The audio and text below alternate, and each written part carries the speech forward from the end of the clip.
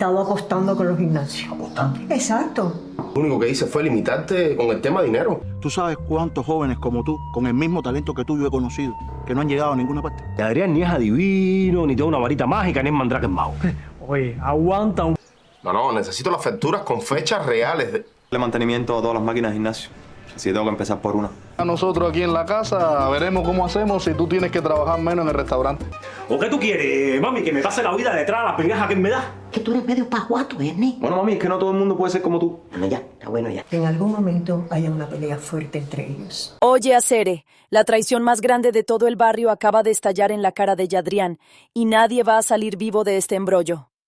Lía no era la mujer sumisa que todos creían, sino una ficha bien sembrada por Jonathan desde la mismísima prisión para dejar al gran jefe sin un solo kilo y arruinar por completo el imperio que con tanto sudor levantaron en La Habana. Antes de seguir soltando esta muela pesada, dime aquí abajo en los comentarios desde qué provincia o país nos estás sintonizando hoy, porque yo misma me tomo el tiempo de leer y responder cada mensaje para ver hasta dónde llega esta pincha de nuestra gran familia. El castillo de naipes que Yadrián construyó con tanta arrogancia se desmoronó de la noche a la mañana porque el verdadero enemigo siempre durmió en su misma cama. Mientras él se creía el rey del mambo, apagando fuegos ajenos y dejándose engatusar por las cortinas de humo que Aitana le armaba con la colombiana Camila, Lía sacaba los cuartos de las cuentas bancarias con una frialdad que da escalofríos. Pero toda esta red de mentiras comenzó a deshilacharse por culpa de la vieja Elsa y su sexto sentido infalible. Al meter al inocente de Ernesto como un espía invisible en los negocios, destaparon el tarro de la basura con las apuestas clandestinas de Dorian. Yadrián, queriendo hacerse el drástico y cortar por lo sano, le quitó el manejo del dinero al hermano menor en el gimnasio, creyendo que con eso lo ponía en cintura. ¡Qué iluso! Lo único que logró fue herirle el orgullo a un muchacho acomplejado que ahora se metió de cabeza en las fauces de una mafia de apuestas de donde nadie sale caminando por su propio pie. Mientras tanto, en las calles de la barriada, el sufrimiento ajeno se paga caro y la pobre Niulka se quedó botada en la acera sin empleo tras el cierre del restaurante. Esa desesperación por llevar la comida a la mesa empujó a su hijo Víctor, un bailarín con un futuro brillante, a aceptar un mandado a ciegas que lo metió de lleno en el fuego cruzado.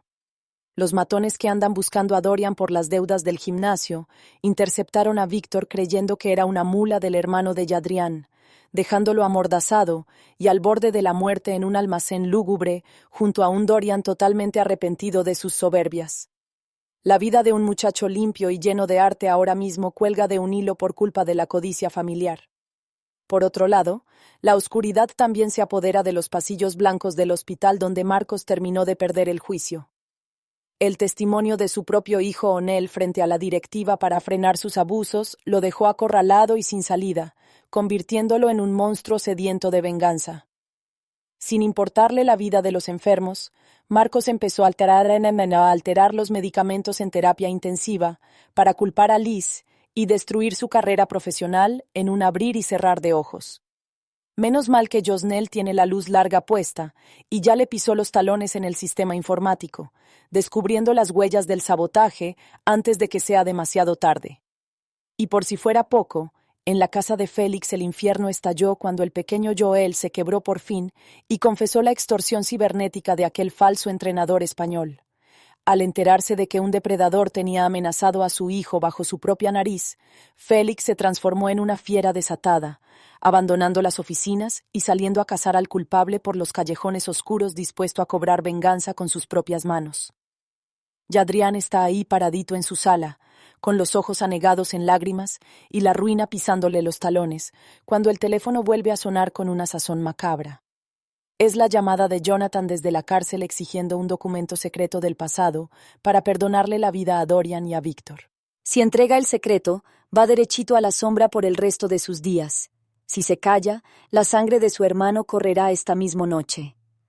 ¿Qué va a hacer Yadrián ahora que está contra la pared? Suscríbete al canal, activa la campanita y déjame tu pronóstico en los comentarios, porque lo que viene en el próximo episodio te va a dejar sin respiración. La tensión en ese almacén oscuro donde tienen secuestrados a Dorian y a Víctor, se puede cortar con un cuchillo porque la muerte anda rondando cada centímetro de ese suelo lleno de humedad y oxido. Dorian está temblando no solo por los golpes certeros que los matones del cartel le han propinado para doblarle el orgullo, sino por el peso gigante de la culpa al ver al inocente de Víctor tirado a su lado, con la respiración cortada. El muchacho bailarino que solo quería ganarse unos pesos para ayudar a su madre, en medio de la crisis del cierre del restaurante, se encuentra pagando un precio demasiado alto por un paquete misterioso que jamás debió tocar.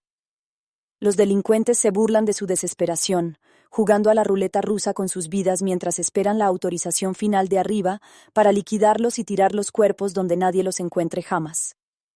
La culpa corroe las entrañas de Dorian porque entiende perfectamente que su soberbia y sus ansias de dinero fácil fueron las que abrieron la puerta a este infierno. Mientras tanto, en las oficinas principales de la corporación, Jadrián experimenta el vacío absoluto de la bancarrota después de que Leah le demostrara que su amor era una farsa montada con precisión quirúrgica. El teléfono vuelve a sonar cortando el silencio sepulcral de la sala, y es la voz rasposa de Jonathan desde la cárcel que redobla la apuesta con una crueldad infinita. Jonathan no quiere negociar dinero porque ya sabe que Leah dejó las arcas de la familia en cero absoluto. Lo que exige a cambio de las vidas de Dorian y de Víctor es un documento confidencial del pasado, una prueba enterrada en los cimientos del antiguo negocio que destruiría por completo la reputación de Jadrián y lo mandaría derecho a una celda de máxima seguridad por el resto de sus días. Jadrián se encuentra acorralado en la encrucijada más perversa de su existencia, teniendo que elegir entre su propia libertad y la sangre de su propio hermano menor, junto a un inocente que no pinta nada en esta guerra sucia de codicia.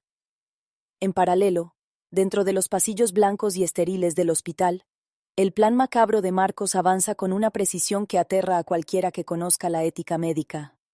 Después de ver cómo su propio hijo Onel lo traicionaba frente a la directiva del hospital para frenar sus abusos de poder y su obsesión enfermiza, Marcos decidió quemar los barcos y cruzar la línea de la psicopatía criminal.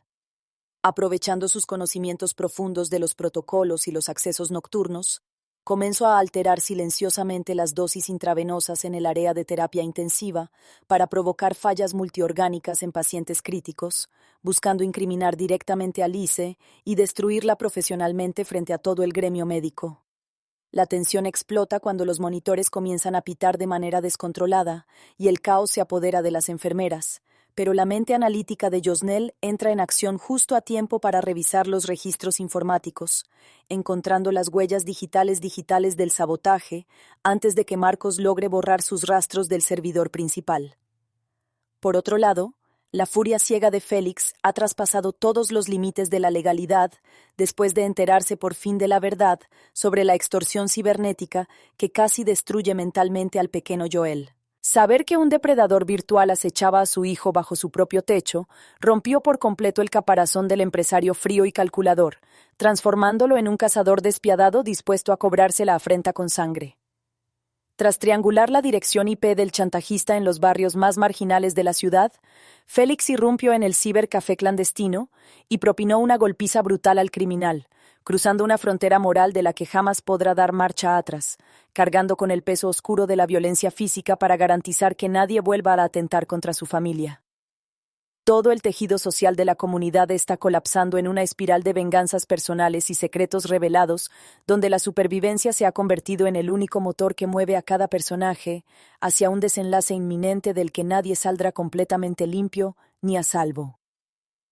El eco de la llamada de Jonathan todavía resuena como una sentencia de muerte en las paredes vacías de la casa de Jadrián, marcando el inicio de una fase donde las palabras ya no sirven de nada y solo el peso de las acciones sangrientas determinará quién sobrevive. La exigencia de ese documento confidencial del pasado pone a Jadrián contra la espada y la pared de una manera que jamás imaginó, obligándolo a sopesar el valor de su propia libertad legal frente a la vida de su hermano menor y la del inocente Víctor, quienes continúan atados y a merced de los matones en un rincón lúgubre de La Habana. La atmósfera de este tramo de la historia está completamente cargada de una desesperación asfixiante, donde cada personaje se encuentra lidiando con las consecuencias irreversibles de sus propias decisiones impulsivas y de los secretos que creían haber enterrado para siempre bajo capas de dinero y poder fingido. Mientras tanto, en el escenario claustrofóbico del almacén abandonado, el tiempo se consume al mismo ritmo que la esperanza de Dorian y Víctor.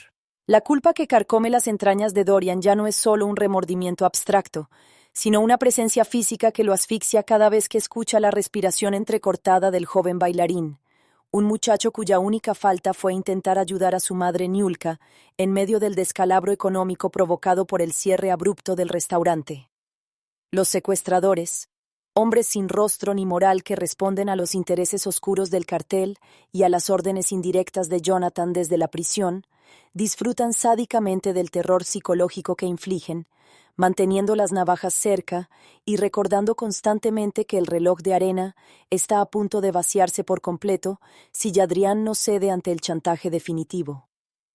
En paralelo, los pasillos del hospital se han convertido en el terreno de una cacería silenciosa y mortal, donde Josnel corre contra el tiempo para evitar que el plan maquiavélico de Marcos termine destruyendo vidas inocentes y arruinando para siempre la carrera profesional de Lise.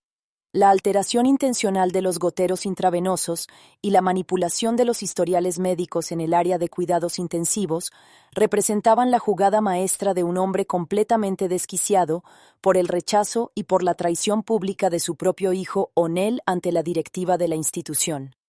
Sin embargo, la agudeza mental y analítica de Josnel al detectar las anomalías en los registros informáticos desbarata la falsa apariencia de negligencia médica colectiva, arrinconando a Marcos en su propia red de mentiras y obligándolo a planear una huida desesperada antes de que las autoridades hospitalarias y policiales lo esposen por intento de homicidio y sabotaje criminal. Por otro lado, la catarsis violenta de Félix, tras descubrir la brutal extorsión cibernética que casi destruye la estabilidad mental del pequeño Joel, ha roto definitivamente cualquier fachada de empresario civilizado y respetuoso de la ley. Al irrumpir en el cibercafé clandestino de los barrios marginales y propinarle una paliza devastadora al falso entrenador español que operaba como depredador virtual bajo el anonimato de la red, Félix cruzó una frontera moral de retorno imposible, asumiendo el rol de un juez y verdugo implacable, guiado exclusivamente por la rabia ciega de un padre protector. Esta espiral de violencia física y de justicia por mano propia demuestra que los cimientos morales de toda la comunidad están colapsando, dejando al descubierto que en esta guerra de supervivencia ya no existen los inocentes absolutos ni los villanos de una sola dimensión, sino seres humanos rotos, enfrentados a un abismo del que nadie saldrá con las manos limpias ni con el alma a salvo.